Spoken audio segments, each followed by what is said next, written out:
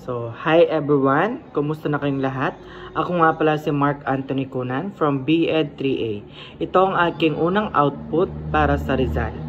So, pagnilayan natin o magbalik tanaw tayo sa noong panahong elementary pa ako. Noong panahon elementary pa ako, ang saya-saya, yung pagkatapos mong mag-aral, magkikipaglaro ka.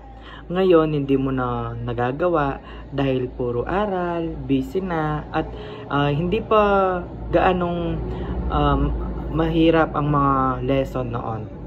Tapos nung elementary pa, pag nakatulog ka ng afternoon, pwede kang mag-absent. Ngayon hindi na dahil madami kang malalagpasan na mga lesson. At nung panahon ng elementary, madami kang kaibigan at nagagawa mo pa ang gusto mo. Ngayon, bilang na lang sa kamay mo ang mga nagagawa mo at mga kaibigan mo.